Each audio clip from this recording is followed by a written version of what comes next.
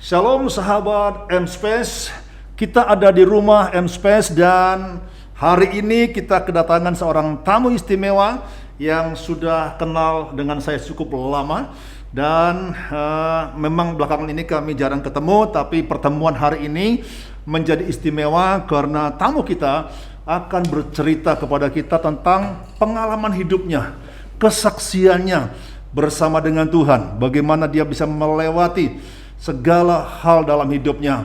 Ada suka, ada duka, ada banyak masalah, ada banyak tantangan, tapi sampai hari ini tamu kita masih setia mengiring Tuhan dan tetap melayani Tuhan dengan segenap hatinya. Untuk itu tidak berpanjang-panjang, kita sapa tamu kita yang istimewa ini. Ya, salam Pak Fabaso Sebuah. Salam Pak, salam pemeriksa semua di mana saja pun berada pada saat ini. Iya, puji Tuhan. Terima kasih Pak sudah datang di rumah M-Space untuk berbagi dengan kita kesaksiannya, dan kita percaya kesaksian Bapak pasti akan menjadi berkat bagi banyak orang. Amin. Banyak orang akan terinspirasi dengan kesaksian Bapak. Ya, saya sudah tadi kita sudah bincang-bincang dan saya sangat tertarik sekali untuk Bapak bercerita kepada kita, khususnya kepada sahabat M-Space, bagaimana Bapak menjalani hidup ini bersama dengan Tuhan. Baik, sebelumnya Pak, saya ingin tanya ke Bapak, kisahnya dimulai dari Sibolga, betul Pak ya? Iya, benar. Apa yang terjadi di Sibolga Pak? Coba bisa ceritakan. Sebelum tahun 83, saya ada punya saudara yang namanya Han Demar. Han Demar. Hang Demar, seperti nama Hang Demar ya? Oke. Ya.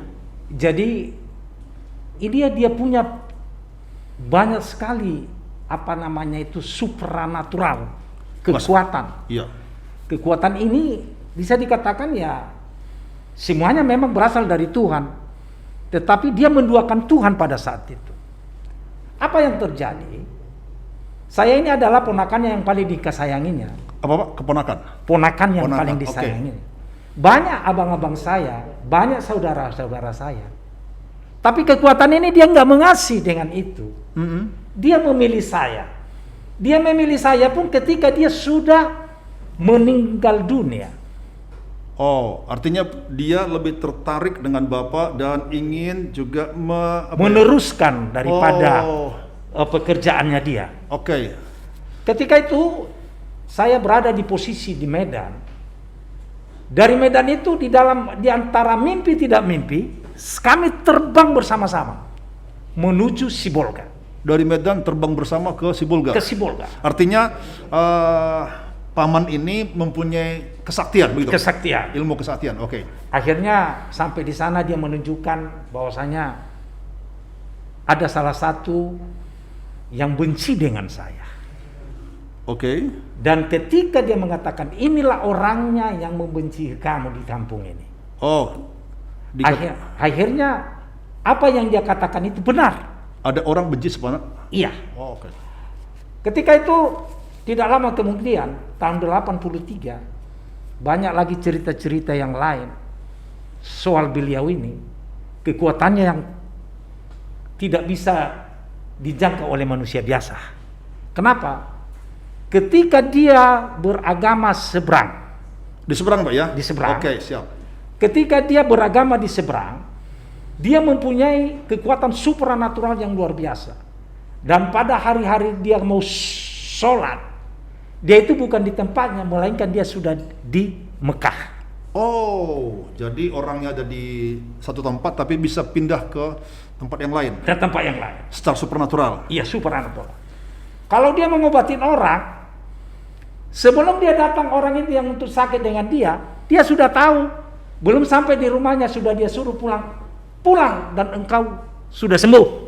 Maksud gini Pak, sorry, saya potong dulu. Artinya gini, umpama saya ini sebagai seorang yang butuh kesembuhan, saya mau datang ke Bapak, sebelum saya datang sudah sembuh. Wow, luar biasa. Oke, lanjut. Ketika itu dia ini kan masih kepercayaan seberang. Pada saat itu belum mengenal Yesus. ketika dia beragama seberang, dia mati suri 9 hari 9 malam. Pernah mati suri. Pernah mati suri 9 hari 9 malam. Oke. Wah, luar biasa. Ada satu haji yang mengatakan dengan kami, pihak keluarga, bahwasanya ini belum mati, melainkan ini bicara dengan seseorang. 9 hari ada haji datang menyampaikan kepada keluarga bahwa bapak ini belum mati tapi sedang berbicara dengan seseorang. Tetapi haji itu tidak menunjukkan siapa orang itu. Oke. Dan ketika 9 hari, kaki sebelah kanan bergoyang. Dan akhirnya dia siuman dan sadar. Dan kami bertanya pihak daripada keluarga, dia mengatakan, saya lagi bicara dengan Yesus. Oh, saya berbicara dengan Yesus. Saya lagi bicara dengan Yesus. Saya perjelas Pak dulu Pak. Iya. Mohon Pak, mohon tunggu sabar Bapak. Bapak semangat sekali, saya juga semangat mendengar ini Pak. Iya. Bapak punya saudara, namanya tadi Handemar. Dari seberang, punya ilmu yang lumayan sakti, bisa mengobati orang. Kadangkala pasien ini belum sampai ke rumahnya sudah sembuh, kemudian mengalami kematian secara mati suri. Dan waktu mati suri itu keluarga bingung, tapi ada satu haji mengatakan dia ini belum meninggal. Nah, dia lagi bicara dengan seseorang. Dia sedang bicara dengan seseorang. Kemudian di waktu dia bangun, tadi dia bangun, dia mengatakan bahwa dia sedang bicara dengan Yesus. Sedang bicara dengan Yesus. Oh, bisa lanjutkan Pak, silakan.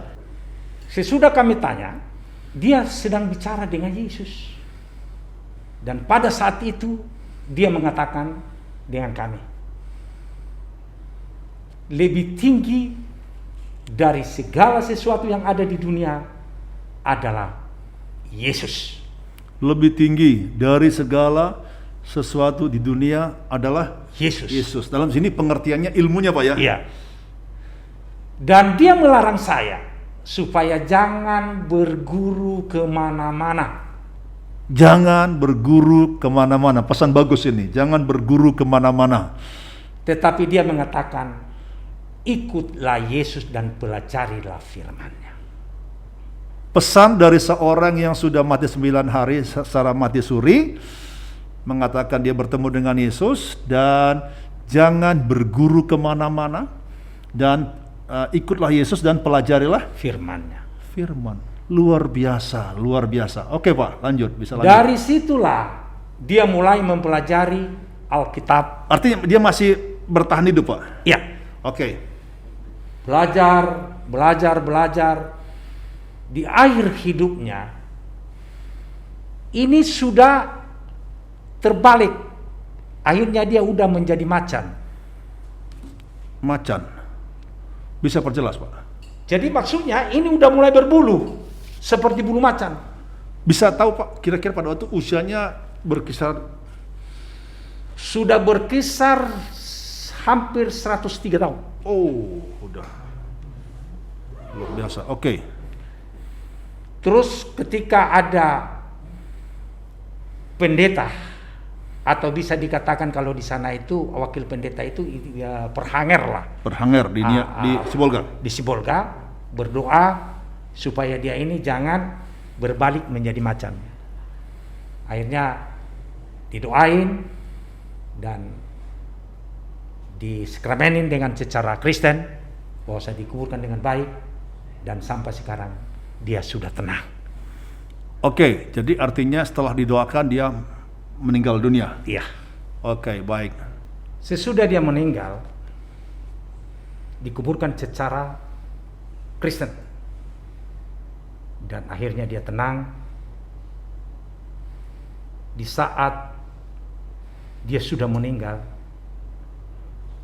datanglah kekuatan itu di dalam hidup saya.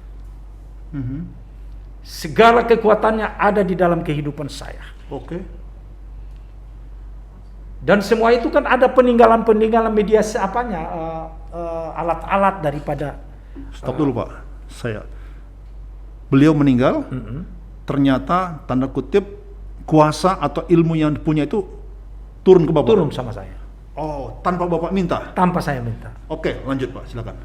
Dan seketika itu semua peralatan-peralatan sembayangnya, bajunya, tikarnya ada dengan saya. Seketika itu juga. Iya. Dan ketika itu saya mempergunakan itu, dan ada beberapa yang tidak sesuai dengan firman Tuhan. Kenapa? Di sana masih ada pembakaran-pembakaran kemenyan, dan ada suatu pembakaran lilin, ritual-ritualnya, dan banyak lagi yang lain-lain yang tidak bisa saya sebut. Ketika saya memperhatikan itu pertama, saya merasa angin yang dari belakang itu keras banget. Itulah kode-kodenya, tanda-tandanya kalau dia datang sudah hadir. Oh, sudah ada bermanifestasi. Sudah masuk dengan saya. Ada angin dari belakang. Ada angin dari belakang. Oke.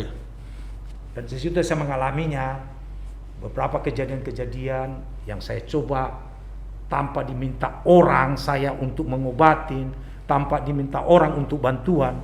Saya mendengar berita pada suatu hari di TV, ada kejadian-kejadian, saya suruh langsung bermediasi, langsung saya kontak, dan saya memberikan kekuatan supranatural saya untuk menemukan anak itu kembali kepada orang tuanya. Artinya Bapak bisa masuk ke alam roh. Ya. Ada orang, misalnya ada satu orang kasus anak hilang, ya, ada masuk di TV, Ya. kemudian Bapak terbeban, Ya. dan Bapak langsung masuk ritual, Ya. dan Bapak langsung praktik ilmunya dan bisa langsung teror. Teror. Si penculik ini, begitu. Penculik itu. Wah, luar biasa. Tapi itu tidak diminta dengan saya, dengan kerelaan saya. Dasar ingin menolong. Ingin menolong. Soalnya ilmu ini tidak ada ilmu untuk tidak menolong. Cuma ada janggalnya karena mempunyai mediasi, Ritual. ritualnya. Oh. Itu aja bedanya. Tetapi kembali juga kepada Tuhan. Saya nggak sadar pada saat itu apakah benar yang saya perbuat ini atau salah. Karena pemahaman Bapak secara keimanan masih kurang kuat, begitu Pak? Iya. Oke. Pada saat itu saya belum begitu mendalam sekali dengan firman Tuhan. Di tahun 83 saya berangkat merantau ke Jakarta. Ke Jakarta, oke. Disitulah mulai supranatural yang ada dengan saya sangat kuat. Situ banyak dipraktekkan. Praktekkan. Misalnya? Ketemu dengan seorang preman. Kadang-kadang preman ini kan kalau zaman dulu itu kan siapa yang kuat itu yang jago. Iya.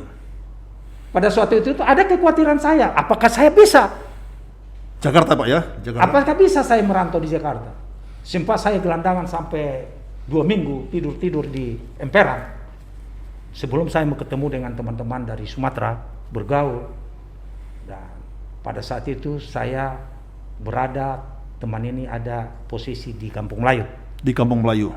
Akhirnya di sana saya bertemu dengan teman dan dia mengajak ke rumahnya, dan akhirnya saya diajak untuk membawa menjadi driver Mikrolet Nosa. Mikrolet zaman itu 83, saya masih ingat Pak itu, Kampung Melayu masih Ya. ramai itu ya. Mikrolet 01 Senen Kampung Melayu. Senen Kampung Melayu.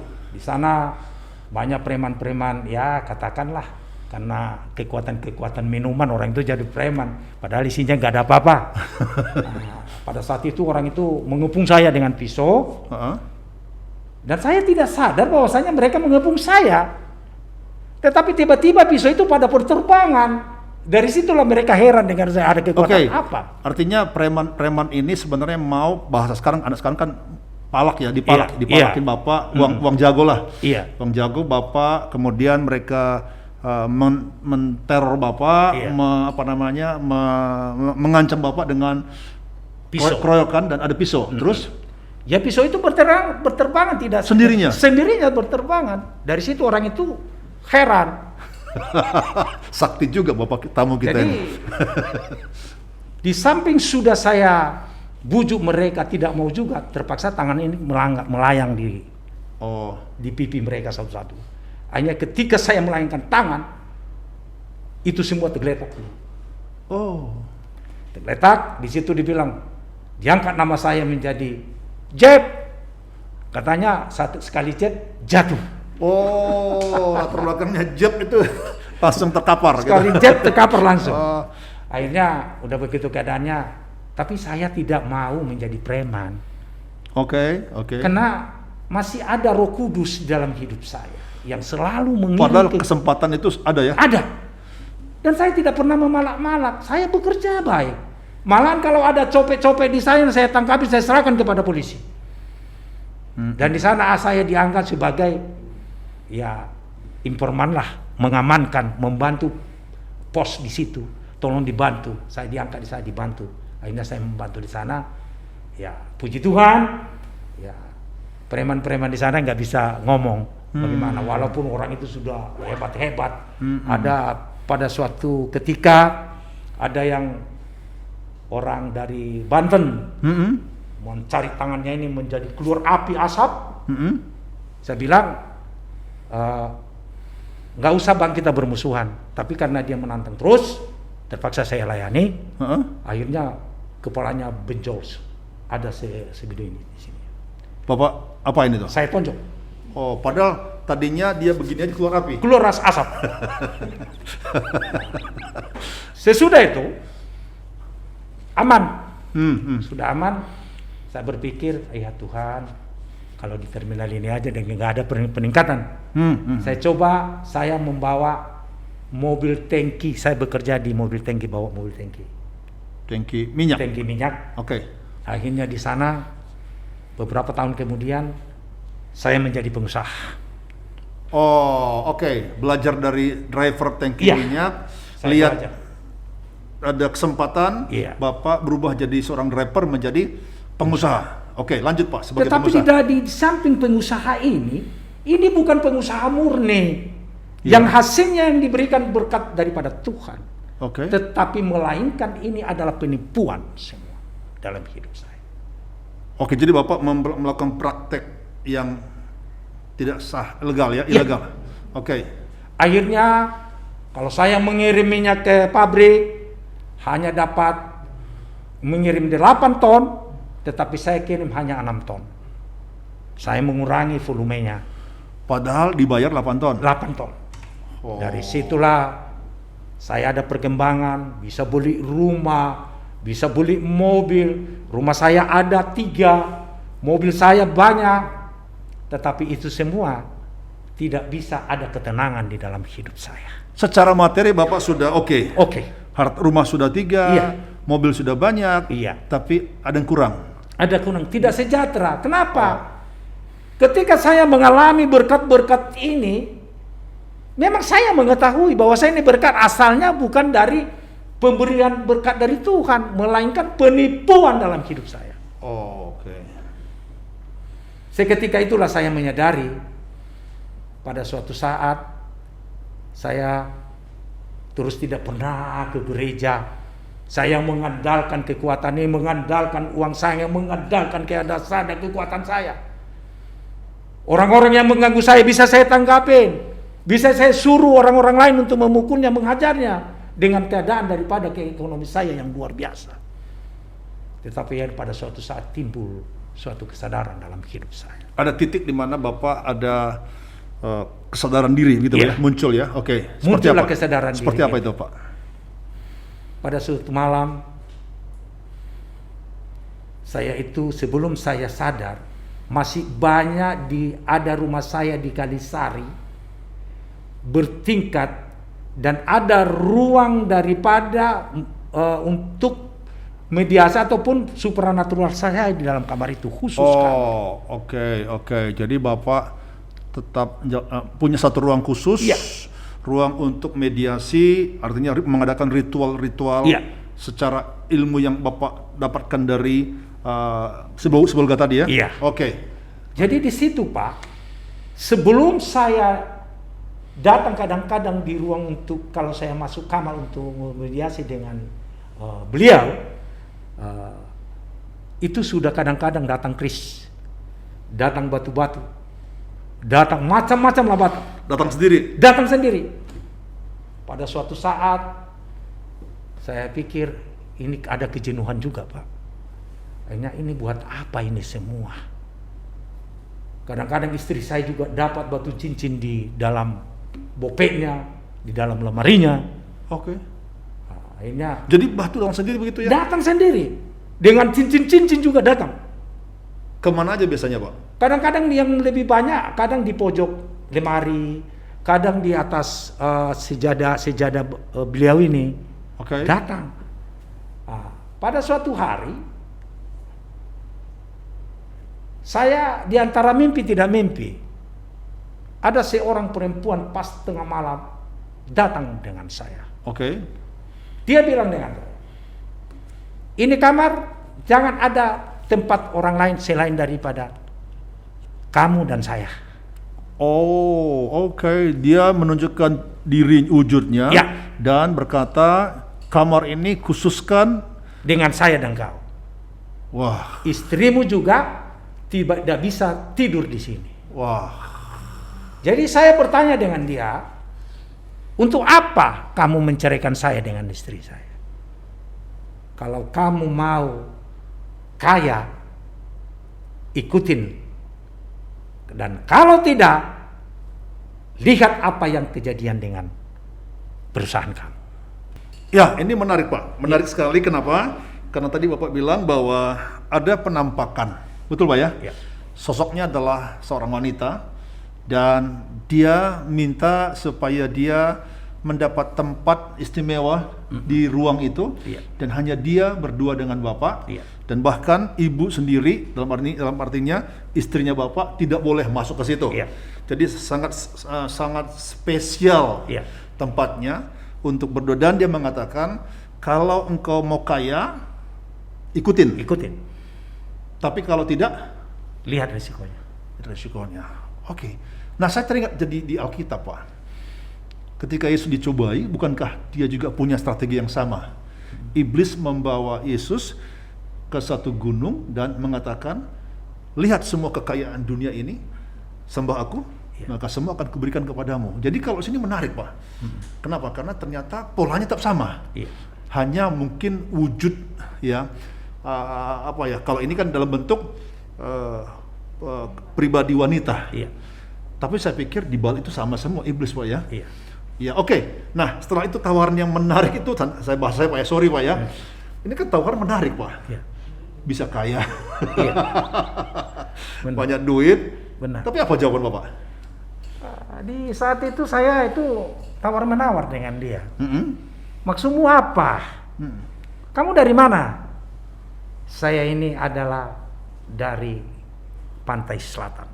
Pantai Selatan. Dan pantai selatan ini yang punya kekayaan. Oh, Jadi akhirnya dia bilang, kamu tidak mengetahui. Di Alkitab juga ada pengusaha pantai selatan. mm-mm. Saya lah itu. Oh, Akhirnya saya bilang, begini aja. Kalau memang kamu harus memisahkan saya dengan istri saya, nggak apa-apa. Mau hancur, mau lebur, terserah. Hanya di situ lambat laut memang benar turun praktis. oh, keputusan Bapak itu sangat berat, tentu ya. Iya. Karena siapa sih nggak pengen punya Kekayaan. kekayaan? Tetapi Bapak dengan sadar memilih untuk tidak mengikuti Mengikuti. permintaannya. Iya. Wow, Bapak sangat luar biasa karena Bapak menteladani Yesus. Oke, lanjut Pak, seperti apa? Akhirnya ketika saya sudah menolak itu semua, apa yang terjadi dengan perusahaan saya? Lambat laut turun, lapang laut turun. Jual rumah, jual mobil. Akhirnya mengontrak, pindah ke Citra. Luar biasa. Sahabat M-Space, lihat bagaimana pengalaman dari Bapak Zebua ketika bertemu dengan sosok tadi itu. Saya yakin itu adalah iblis yang berupa sosok seorang wanita yang kemudian memberikan tawaran yang begitu menggiurkan, tawaran yang manis tentunya, dan sesungguhnya bagi banyak orang mungkin sulit untuk ditolak ini. Karena ada sana ada kekayaan, ada banyak uang. Tetapi Pak Zebua memutuskan untuk tidak tunduk, tidak mengikuti permintaan si perempuan itu. Dan memang Pak Sebua mengalami kemerosotan usahanya habis, bangkrut, rumah semua kejual, Mobil dan habis. terpaksa pindah ke daerah Citra Indah, Jonggol, dan mengontrak. Luar biasa. Terus kemudian apa yang terjadi, Pak? Saya tinggal di Citra Indah di Bukit Menteng.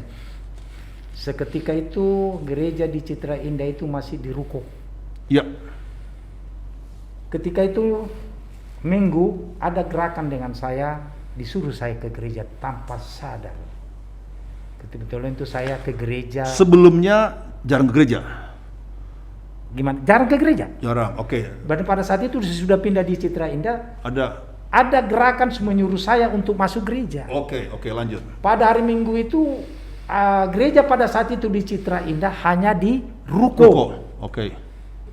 Sesudah saya masuk gereja, saya duduk dan saya menangis mulai dari pertama masuk gereja sampai terakhir, menangis, tidak pernah putus-putus air mata. Terus apa yang dibilang pendeta itu dengan saya? Ada apa dengan kau, Pak?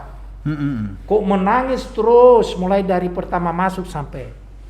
Saya bilang begini, saya ceritakan soal bagaimana kehancuran daripada usaha. Tapi apa dibilang pendeta ini? Bersabar, Tuhan pasti akan menolong engkau. Dari situlah saya terus lanjut ke gereja. Istri saya pada saat itu juga tidak mau ke gereja. Tidak mau ke gereja. Kalau disuruh berdoa dia nggak mau. Artinya secara kerohanian Bapak di rumah waktu itu memang sangat jauh ya dari Jauh. Dan akhirnya sesudah rajin ke gereja, mulai timbul ketenangan dalam hidup. Oke. Tapi tidak habis dengan itu. Permasalahan masih terus bertubi-tubi masalah. Akhirnya tiba masalah, kami pulanglah istri saya ke kampung. Oke, ke Sibolga kembali. 2 minggu di Sibolga tidak tenang. Akhirnya dia pulang lagi dia ke Silengsi. Dari Silengsi dia pulang dari kampung membawa penyakit. Dia gelisah dan tidak bisa tidur. Mau bunuh diri. Sebagai saksi di jembatan daripada jembatan layang yang ada di Peramatan Silengsi. Silengsi ya. Yang mau terjun ke bawah. Tapi ketika saya dari kantor saya, ada kantor saya dekat berhadapan dengan jembatan layang itu, dan saya mengangkat saya dalam nama Yesus, engkau tidak akan dibinasakan. Oke, tunggu dulu Pak. Ini jauh lebih menarik lagi. Setelah Bapak ke gereja, secara pribadi Bapak sebenarnya sudah ada ketenangan, walaupun masalah datang masih bertubi-tubi, tapi karena keadaan sikon yang dihadapi keluarga, ambil keputusan untuk kembali pulang ke Sibolga. Istri duluan, Pak. Istri duluan, oke, istri duluan. Tapi di sana ternyata juga nggak mendapatkan ketenangan, sehingga kembali lagi dengan ke Cilengsi, bukan ke Citra Indah ya? Bukan. Ke Cilengsi. Iya. Nah, Cilengsi keadaannya semakin buruk, begitu? Semakin buruk, Pak. Bukan semakin apa. Oke. Akhirnya semakin buruk. Istri saya sempat mau bunuh diri, mau loncat dari jembatan ke bawah. Wah, itu kalau film itu Pak sangat menegangkan itu Pak ya. Jadi bagaimana flyover itu kan juga cukup tinggi ya. Cukup tinggi aja, sekali jatuh di mobil juga. Pasti. Waduh. Terus apa yang terjadi Pak? Apa yang terjadi ketika sudah saya pikirkan kalau saya kejar dia tidak bakalan. Gak keburu. Soalnya saya juga nggak tahu dia sudah menyeberang ke atas. Oke. Tiba-tiba ada secara refleks, saya mengangkat tangan di dalam nama Yesus, engkau diselamatkan. Akhirnya turunlah dia pelan-pelan, kembali ke kantor kembali. Dari situ tidak ada ketenangan. Akhirnya saya menelepon seorang hamba Tuhan, Muhtar Panjaitan. Oh, Muhtar Panjaitan. Sebelum itu banyak pendeta-pendeta yang sudah mendoakan, tapi ya mungkin belum serasi lah mungkin. Ya, Belum waktunya. Belum waktunya. Oke, silakan. Jadi ketika itu saya telepon Pak Mutar Panjaitan, apa yang saya bilang, tolongin saya lah ya, istri saya sedang sakit. Akhirnya Pak Panjaitan datang ke kantor beberapa kali mendoakan, membakar semua opo-opo yang ada di kantor saya. Oh, tadi itu Ya. barang-barang semua ya? Barang-barang semua. Dibakar si Pak Panjaitan ini. Jimat-jimat semua ya? Jimat-jimat. Belum habis dari situ. Masih terus. Saya bertanya, kok bisa dibakar? Terus saya telepon, saya tidak bosan menelepon beliau, Mutar Panjaitan. Hamba Tuhan dari GBI Citra Indah. Akhirnya diambil Pak Panjaitan keputusan untuk datang ke rumahnya. Ketika datang ke rumahnya, Pak Panjaitan lagi berdoa dengan Pak Pendeta Rintona. Oh, saya sendiri? Iya. Oh. Pak Rintona di ruko pada saat itu. Iya, betul. Pagi-pagi hari Senin kalau salah ya. Hari Senin ya. Terus Pak Pak Panjaitan bilang, Pak Gembala, gimana ini ada satu teman begini begono. Akhirnya Pak Rintona bersedia datang ke sana, ke rumah Pak Panjaitan. Iya. Berdoa, sesudah berdoa, diadakan pelepasan oleh Pak Pendeta Rintona. Langsung dari situ istri saya bisa makan pada saat itu. Bisa makan. Tetapi ada terbaliknya, entah bagaimana Pak Pendeta ini nyanyi, main gitar. Akhirnya saya tergelek, akhirnya nggak sadar diri. Akhirnya Pak Rintona biarin aja katanya. Biarin aja cerita istri saya sama saya. Tadi Pak Pendeta bilang biarin aja, biar dipuasin. Pak Pendeta ini menyanyi terus, main gitar terus, tidak bosan, dihabisin lagunya, entah lagu apa saya nggak tahu katanya istri saya. Datang istri saya udah khawatir, kok jadi kamu yang jadi apa? Padahal mungkin ada latar belakangnya karena saya belum bersih pada saat itu. Iya. Akhirnya sesudah daripada sore kami pulang baik, sudah bisa tidur satu malam itu pada saat itu istri saya datang lagi. Akhirnya Pak Pendeta Rintona mengambil keputusan harus dibaptis. Pada saat pembaptisan istri saya mau berbahasa roh tapi tidak jadi. Sampai pendeta yang di sana itu bilang keluarkan bahasa rohmu. Tetapi akhirnya belum selesai di situ cobaan ini, ujian ini. Masih berlanjut karena panik, tidak habis pikir lagi, saya mengambil keputusan pulang kampung. Sesudah pulang kampung, di sana banyak ritual lagi. Di Sibolga kembali ya? Di Sibolga tinggal tanggung-tanggung ritual begini bogono sampai istri saya ini menampar beberapa dukun di Sibolga. Oh. Sampai istri saya ini mengatakan, kembalilah ke jalan benar. Kalian tidak benar.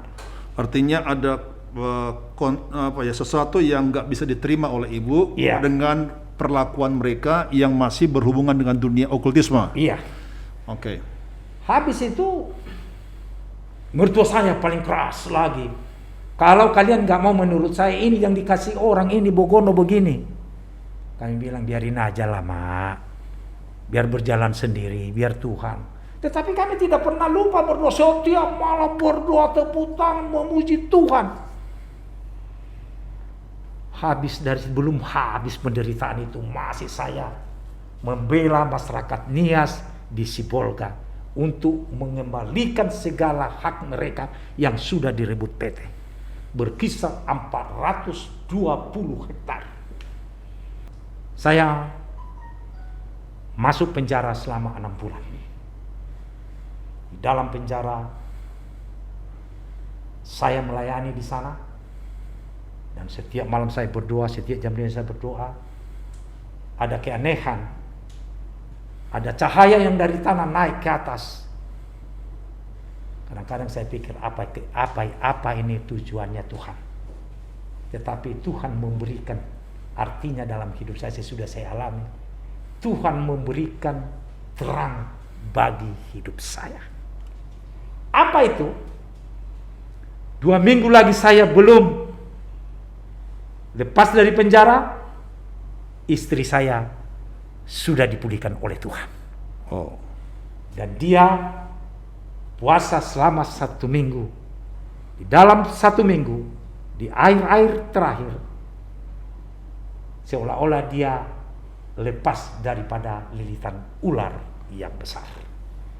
Dari situlah dia sadar dan bisa tidur, dan semua itu kami alami. Semua adalah pertolongan Tuhan yang luar biasa dalam setiap hidup kami, yang tidak pernah kami lupakan sampai saat ini. Saudara-saudaraku yang dikasihani Tuhan, di dalam bertuhan itu bukanlah enak-enak saja, tetapi ketika kita semakin tinggi di dalam hidup ini, angin juga semakin kencang kena dalam kehidupan kita. Jangan tinggalkan Tuhan, tetap dalam Tuhan, karena Tuhanlah segala-galanya di dalam hidup ini. Di dalam nama Yesus. Terima kasih, Tuhan berkati. Haleluya, sahabat M-Space, kita berikan tepuk tangan yang meriah buat Tuhan. Kesaksian yang begitu luar biasa, dan saya mau tambahkan sedikit karena saya ikut secuil dalam kisah perjalanan itu. Saya ingin menambahkan sedikit saja bagaimana saya menyaksikan ketika kita bersama dengan Pak Mohtar Panjaitan memberikan pelayanan kepada Pak Sebua dan istri, yang mana pada waktu itu saya dikabari sama Pak Mohtar bahwa ibu daripada istrinya Pak Sebua sudah 2 bulan lebih tidak bisa makan sama sekali. Dan waktu bertemu pun kami melihat kondisinya sangat lemah sekali, matanya kosong. Dan pada waktu itu apa yang kami lakukan adalah saya bersama Pak Mohtar mendoakan ibu, karena kami pikir itu masalahnya ada di situ, persoalannya di situ. Ya, tapi waktu kami doakan sekian lama tidak ada katakanlah respon yang sangat signifikan. Keadaannya seperti biasa-biasa saja, tidak terlalu banyak terjadi hal-hal yang luar biasa. Tetapi ketika kami dalam waktu itu juga tanda kutip diberikan, bukan tanda kutip ya, tapi Tuhan berikan hikmat kepada kami, sehingga kami puji Tuhan. Kami ambil gitar, kami menyanyi, lagu kami nyanyikan, kami undang hadirat Tuhan. Disitulah kami boleh melihat bagaimana di atas puji-pujian hadir Tuhan, hadir kuasanya, nyata kemuliaannya, yang kami boleh melihat membebaskan Pak Sebua. Kemudian dia berguling, bukan berguling-guling, tapi seperti apa ya, di lantai. Penyakit ayan. Iya, seperti penyakit ayan seperti itu. Dan yang saya lihat adalah bagaimana Pak Sebua ini surrender, menyerah kepada Tuhan. Iya, menyerah diri kepada Tuhan. Dan kami boleh melihat kelepasan pada waktu itu. Nah, terakhir Pak, saya mau tanya Bapak ini. Pada waktu kita fokus ke kasus ini ya, ke peristiwa ini, waktu Bapak mengalami itu, ya, apa yang Bapak rasakan waktu Bapak ada di lantai terguling-guling begitu, dan Bapak katakan, kalau nggak salah Bapak sempat seperti gitu, minta ampun gitu kan, ke hadapan kami. Apa yang Bapak rasakan pada waktu itu? Yang saya rasakan pada saat itu, saya lemah dan tidak ada kekuatan. Mau saya lawan, tapi nggak bisa.